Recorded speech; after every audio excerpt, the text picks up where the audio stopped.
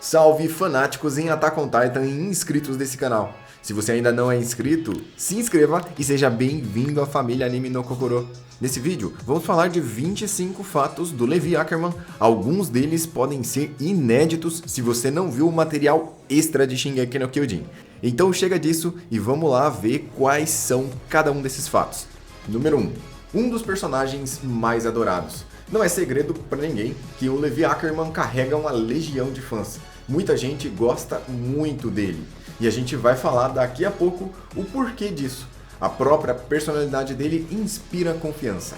Então, várias pessoas veem isso no Levi Ackerman e é exatamente sobre isso que a gente vai falar daqui a pouco. Número 2. Do mesmo jeito que tem gente que gosta do Levi, há algumas pessoas que não gostam do Levi. Existem fã-clubes de haters do Levi, pessoas que simplesmente detestam o personagem. Não são muitos, são poucas pessoas, mas realmente existe esse público. A galera que não se identificou com o Levi e não gosta dele nem da sua história. Número 3. Levi Ackerman já foi um bandido. Ele nem sempre foi um soldado da tropa de exploração. Na realidade, a sua infância e a maior parte da sua vida foi como um bandido. Nos OVAs do Levi, dá pra ver bem como foi a vida dele. No anime, eles só mostraram um pouco da infância e da adolescência. Mas nos OVAs mostra mais detalhes. Inclusive, alguns deles estão na lista aqui, porque os OVAs têm vários pontos interessantes. Como, por exemplo, o número 4. Ele foi contratado para eliminar o Erwin. O Levi ainda não conhecia o Erwin, e o primeiro contato deles foi exatamente esse. Número 5. Um cara de coração bom. Mesmo sendo um bandido e vivendo naquele local sujo que era a cidade subterrânea, o Levi tinha um coração bom. E ele salvou uma menina e praticamente adotou ela como irmã. Ele se tornou muito próximo dela e os dois faziam as suas missões, digamos assim, juntos. Número 6. Esses são para aqueles mais desatentos. O Levi passou fome na sua infância e sofreu demais. Sua infância foi terrível, mas isso foi mostrado no mangá e no anime. Caso você não tenha visto, o Levi nasceu em um local completamente desolado, pobre e cheio de criminalidade. E é nesse lugar que ele se formou e teve que aprender tudo o que ele sabe sobre a vida. Número 7. Durante todo esse seu sofrimento, Levi se deu conta de que sua mãe era uma profissional dos prazeres. A mãe do Levi adoeceu e morreu na frente dele. Ele, sem saber o que fazer, nem saber para onde ir, ficou perdido. Ele não tinha ninguém ali naquele local extremamente perigoso para pedir ajuda. E depois que a sua mãe se foi, ele simplesmente não sabia o que fazer, sendo que ele ficou parado em um canto, triste, definhando de fome. Número 8. Apesar de ele ficar alguns dias ali, ele foi adotado pelo seu tio Kenny. Ele o criou e ensinou para ele todas as técnicas e artes que ele deveria aprender para sobreviver naquele local. Número 9. O Levi cresceu e sobreviveu na cidade mais fria, úmida, suja e pobre de toda a Ilha Parades. A cidade subterrânea é o local da ralé. E o Levi, que não aguenta a sujeira, cresceu nesse local completamente desolado. Para completar, no número 10, ele também cresceu no local mais perigoso da Ilha Parades. Sendo que na cidade subterrânea acontecem poucas vigias, então meio que é um território sem lei. Coisas terríveis, todos os tipos de crime que você consegue imaginar acontecem ali, e ele desde criança teve que presenciar uma terra sem leis, crescendo e vivendo nela todos os dias. Número 11. O Levi não precisou de treinamento para aprender a usar o equipamento de manobra 3D. Muitas pessoas, praticamente todas elas, têm muita dificuldade na hora de dominar o aparelho de manobras 3D. Afinal, é muito difícil. Se equilibrar e voar naquilo e ainda ter que lutar contra os titãs é uma coisa absurda.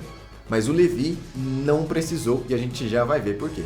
Número 12. Levi enfrentou o Erwin. Eles tiveram uma épica luta e o Erwin acabou recrutando o Levi para o esquadrão.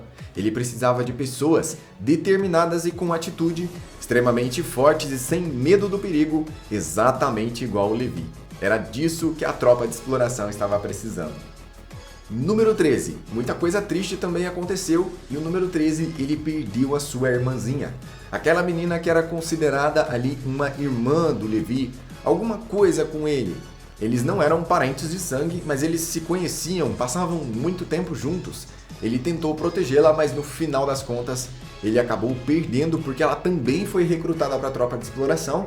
E na primeira missão contra os titãs, eles encontraram um titã anormal que acabou devorando a sua irmã.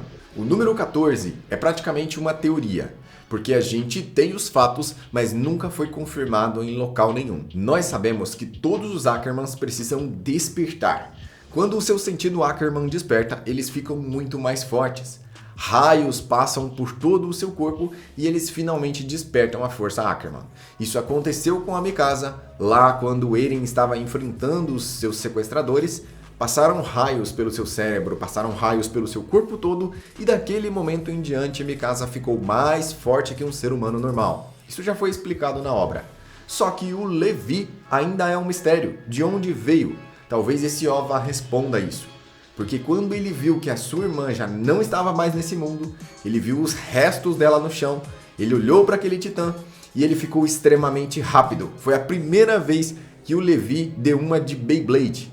Ele girou extremamente rápido, cortando todas as partes do titã e fazendo uma verdadeira carne moída. Ele fez questão de não ir diretamente na nuca, ele queria ver o titã sofrer. E ele o atacou centenas de vezes, mostrando um poderoso ódio. E ali, talvez o Levi tenha adquirido a força super-humana. Ele já era mais forte que uma pessoa normal e ficou muito mais forte a partir desse ponto. Então podemos teorizar que esse foi o despertar do Levi. Número 15. O Levi está no topo, entre os personagens que têm mais autoconfiança em Attack on Titan. Nenhum outro personagem é tão confiante quanto ele, em toda a obra. E um bom exemplo disso é quando ele chuta a cara do Eren. Número 16. Ele disse mesmo o Eren sendo um titã, ele cuidaria dele. Ou seja, ele tomou para ele toda a responsabilidade do que o Eren poderia fazer na sua forma de titã de ataque. Imagine só se o Eren resolvesse se rebelar naquela época. O titã de ataque teria que enfrentar Levi Ackerman, mas o Eren ainda não tinha nenhuma experiência com isso. O interessante aqui desse ponto é que ele levou essa promessa até o final da história, porque ele sempre esteve ali contra o Eren para impedir e se responsabilizar por tudo que o Eren estava fazendo, inclusive o estrondo. Número 17. O Levi ficou em choque quando ele descobriu que os titãs puros eram pessoas, seres humanos, porque ele já tinha eliminado muitos. Isso tocou ele profundamente e ele não desejava ter eliminado tantos seres humanos. Ele fez uma cara horrível. Aquilo realmente é uma coisa que abalou Levi. Poucas coisas, poucos acontecimentos têm o poder de abalar o Levi como essa notícia abalou. Número 18. Um dos fatos mais tristes da vida do Levi, além do que já aconteceu, é ter perdido todo o seu esquadrão para Titã Fêmea.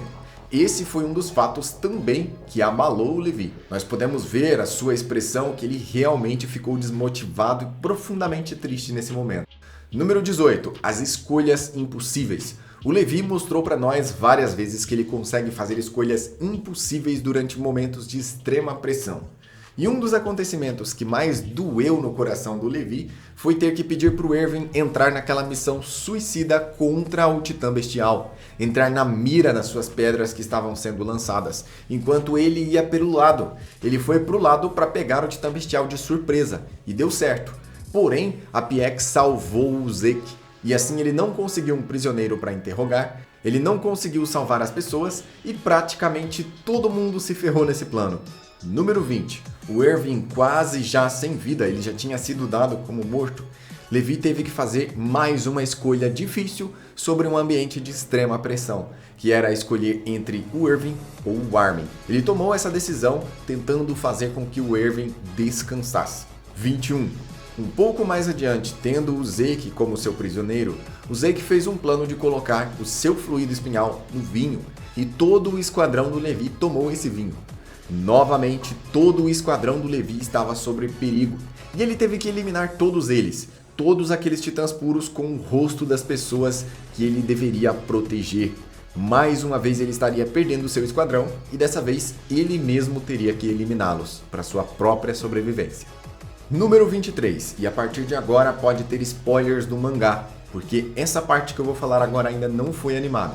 Confere se você está inscrito no canal, se você ainda não está inscrito, se inscreva e ative o sininho de todas as notificações. Se você já é inscrito, dispara o like. No número 23, o Levi teve que ir contra o Eren, exatamente por conta da sua promessa. Ele teve que ir contra o Eren e desafiá-lo, ele estava indo contra o mundo todo.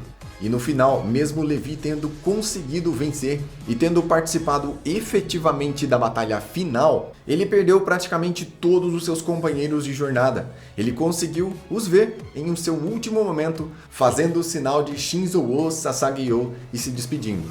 É triste que todos eles perderam as suas vidas e o Levi perdeu até mesmo o movimento das suas pernas. Ele está numa cadeira de rodas. Mas no final, ele conseguiu cumprir todas as suas promessas. Apesar de ser uma história bem triste, esses fatos sobre o Levi são essenciais para quem gosta do personagem. E se você gosta desse personagem, também deixa um like nesse vídeo.